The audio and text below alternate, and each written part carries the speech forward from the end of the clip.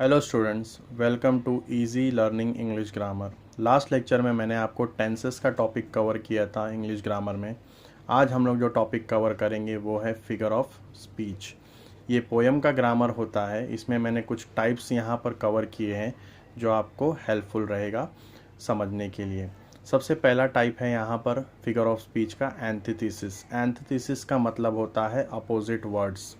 Antithesis का मतलब होता है अपोजिट वर्ड। यहाँ पर आपको जब सेंटेंस दिया होगा ग्रामर में, उसमें आपको अपोजिट आइडियाज़ दिए होंगे, अपोजिट वर्ड्स दिए होंगे सेंटेंस में, तो उससे आपको पहचानना है कि वो कौन सा फिगर ऑफ स्पीच है।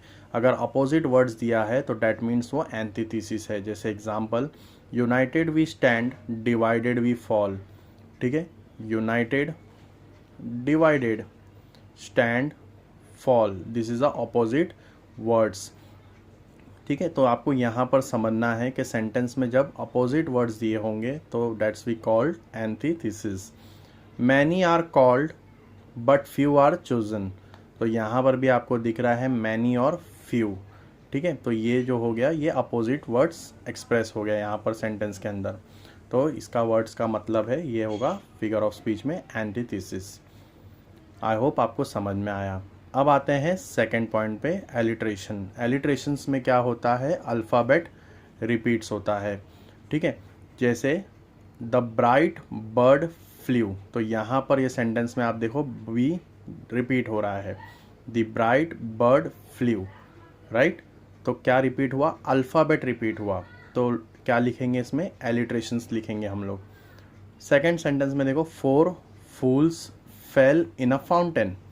ठीक है, four fools fail in the fountain, F alphabet is repeated. तो हम लोग इसको क्या बोलेंगे, एलिट्रेशंस। तो आई होप स्टूडेंट्स आप लोग को ये समझ में आया सेकेंड पॉइंट भी। नाउ इन थर्ड टाइप में वर्ड्स रिपीट होगा। ठीक है, अब वर्ड्स रिपीट होगा तो उस सेंटेंस के अंदर आपको वर्ड्स दिखेंगे डबल बार, जैसे कि ट्विंकल ट्विंकल लिटिल स्टार। ठीक है, तो यहाँ पर ट्विंकल ट्विंकल जो वर्ड्स है वो रिपीट हो रहा है। Two and two make four. ठीक है, तो रेपिटेशन में वर्ड्स रिपीट होगा, टू और टू यहाँ पर रिपीट हो रहा है, तो आप क्या लिखोगे वहाँ पर, रेपिटेशंस। तो आई होप आपको समझ में आया। एंटीथेसिस में सेंटेंस में अपोजिट वर्ड दिया होगा, एलिट्रेशन में अल्फ़ाबेट रिपीट होगा, रेपिटेशन में वर्ड रिपीट होगा। Now in a fourth point you can see simile. Simile में सेंटेंसेस के अंदर एज और लाइक दिया होगा। सेंटेंसेस में as and like words use किए गए होंगे, तो आपको समझना है कि ये वर्ड्स है सिमिली। ठीक है, ये सेंटेंस सिमिली बोल रहा है, बता रहा है। तो जैसे एग्जांपल में समझते हैं हम लोग, he is as brave as lion. ठीक है, तो देखो यहाँ पर आप देख सकते हो स्टूडेंट्स, एज वर्ड का यूज़ हुआ। Like, he looks like a king. ठीक है, लाइक यहाँ पर लाइक भी वर्ड आ गया। अगर जब आपको सेंटेंस में एज और लाइक वर्ड आता है तो डेट्स कॉल्ड अ सिमिली। तो यहाँ पर दो ऑब्जेक्ट जो होंगे, दो ऑब्जेक्ट के अंदर कंपैरिजन में एज और लाइक का वर्ड यूज़ करेंगे, तो that's called a simile. Is it clear everyone?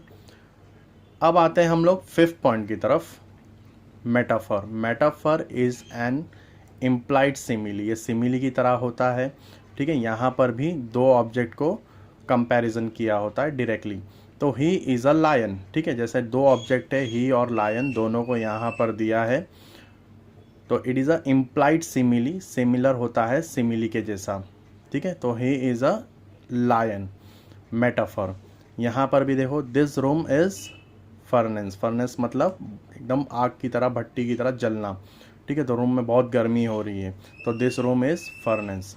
तो he is a lion, this room is a furnace. ठीक है, it's a example of metaphor. Next हमारा टाइप्स है पर्सोनिफिकेशन। अब पर्सोनिफिकेशंस के अंदर क्या होता है, ध्यान से देखना, कि when any non living object, जो नॉन लिविंग ऑब्जेक्ट है, ठीक है, उसको मिलता है human action. Non living object मतलब कि वो इंसान नहीं होता, लेकिन उसके अंदर ह्यूमन एक्शन सेंटेंस में दिया रहता है। जैसे the roses were smiling. Roses were smiling मतलब कि जो रोजेज है नॉन लिविंग है, वो स्माइल कर रहे हैं। स्माइल कौन करता है, ह्यूमन बींग। ठीक है, तो डेट्स अ पर्सोनिफिकेशन। नॉन लिविंग को लिविंग क्वालिटी देना। The winds was telling fairy tale, ठीक है, हवा जो है वो परियों की कहानी सुना रही है। फेरी टेल कौन सुनाता है, स्टोरी कौन बताता है, ह्यूमन, तो विंड्स बता रहा है, समझ में आया। तो ये नॉन लिविंग है विंड्स, तो दैट्स कॉल्ड अ पर्सोनिफिकेशन। तो आई होप स्टूडेंट्स आप लोग को ये समझ में आया। एंटीथेसिस अपोजिट वर्ड्स दिया होगा सेंटेंस में, एलिट्रेशन अल्फ़ाबेट रिपीट होगा, रेपिटेशन वर्ड रिपीट होगा, सिमिली में एज और लाइक दिया होगा, मेटाफर जहाँ पर सिमिली के जैसा ही कंसेप्ट होगा वहाँ पे टू ऑब्जेक्ट्स को कंपेयर करेंगे, पर्सोनिफिकेशन जहाँ पे नॉन लिविंग ऑब्जेक्ट को ह्यूमन एक्शन दिया रहेगा। हाइपरबोल इसका मतलब होता है ओवर स्टेटमेंट। सेंटेंस आप पढ़ोगे तो आपको समझ में आएगा कि कुछ सेंटेंस के अंदर बहुत ही ज़्यादा बड़ा चढ़ा के दिया गया है कि she wept N ocean tears, ठीक है, उसने समुद्र के आंसू पोंछे, महासागर के आंसू पोंछे, ठीक है। तो ये कुछ ज़्यादा ही बड़ा चढ़ा के सेंटेंस दिया है, she wept N ocean tears, तो इसका मतलब होगा over statement, it is a hyper बोल, ज़्यादा बड़ा चढ़ा के ओवर स्टेटमेंट बताया है, ठीक है। और एक एग्जांपल जैसे हम लोग देख सकते हैं, he jump from the 7th floor and still he is flying, तो ये भी कुछ ज़्यादा बड़ा चढ़ा के सेंटेंस दिया गया है, ठीक है। तो आई होप आपको ये 7 पार्ट्स फिगर ऑफ स्पीच के समझ में आए। इसमें एक और 2 टॉपिक मैंने कवर किया था, टाइप्स कवर किया था। इंट्रोगेशन, इंट्रोगेशंस का मतलब होता है सिर्फ आपको सेंटेंस में क्वेश्चन मार्क दिया होगा। जब ऐसा क्वेश्चन मार्क्स वाले क्वेश्चन आएंगे तो इसका सिंपल आंसर आपको लिखना है इंटरोगेशन, ठीक है। How will you explain the life, how I can express it in words, question mark, right.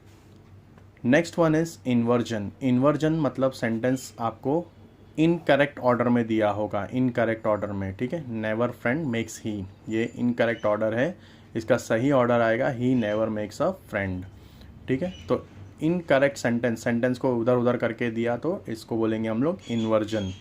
तो आई होप स्टूडेंट्स आप लोग को मेरा ये टॉपिक फिगर ऑफ स्पीच का समझ में आ गया। मैंने इसमें मैक्सिमम टाइप्स कवर किए फिगर ऑफ स्पीच के, और आपको अगर और इसके एग्जांपल्स चाहिए तो आप मेरे चैनल्स को फॉलो करो, तो मैं आपको इसमें और भी ज़्यादा से ज़्यादा एग्जांपल्स समझाऊंगा फिगर ऑफ स्पीच में, ठीक है।